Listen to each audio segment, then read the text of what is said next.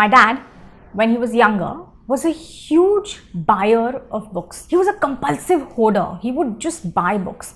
He wasn't so much of a reader, I think. Of all the books he bought, I think he would have read about 30% of those books, and he admits that, very frankly. But he had to buy the books. And all these books would collect in cartons and boxes at my dadi's place, at his mother's place. When my parents got married, my dad was posted in Calcutta. He was living in these small, bachelor accommodations.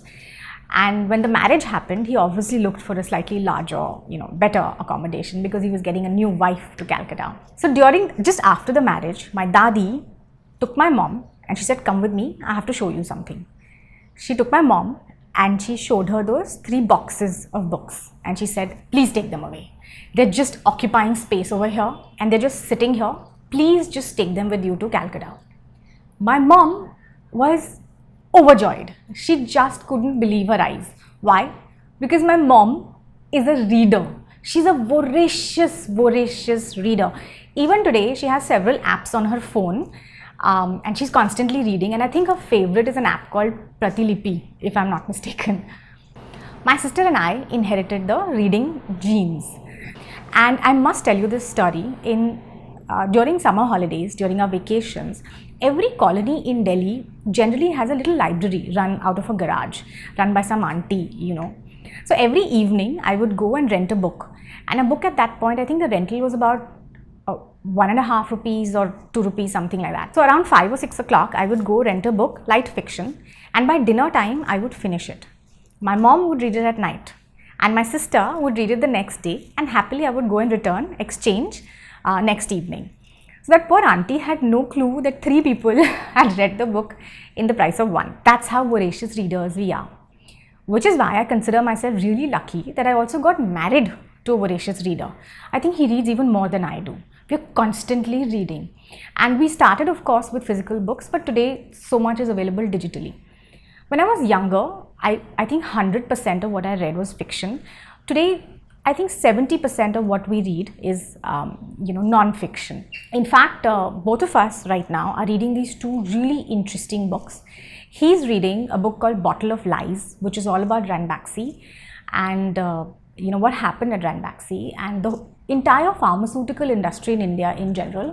And I'm reading this really interesting book called The CEO Factory, which is about the management practices in HUL, Unilever's, and how so many people from HUL actually go on to become CEOs in other companies. Now, both these books have given us so much content for discussions, arguments, case studies, not just between the 2 of us, but also other people, whether it is professionally in meetings or social occasions. There's so much content and so much knowledge from these books to be able to exchange with other people. Why am I telling you these stories today? Because I believe in lifelong learning or, continuous learning. I was a very average student in school. I don't think I really got really good marks. I was decent, but not bad, but also not good, But today I believe that marks may not count so much. What really counts is knowledge that you gain from books, reading, people, but particularly reading and books.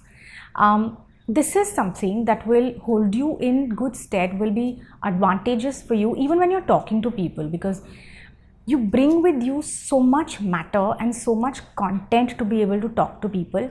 Knowledge also gives you an opinion. It also helps you form an opinion, which I think is a great thing. I am a strong believer in that, and I have seen people who believe in continuous learning and continuous knowledge, gaining continuous knowledge, have an advantage, have an advantage in terms of presence, in terms of the impact that they create. Now, if you're not a reader, or if you're not a reader of books like I am, there are so many other sources. You can actually go figure out short form content, articles, opinion-led articles. It's not about courses that you have to take, or it's not about certificates that you have to gather. Knowledge comes from just reading interesting perspectives and reading interesting opinions and reading interesting case studies. What happened? How was it solved?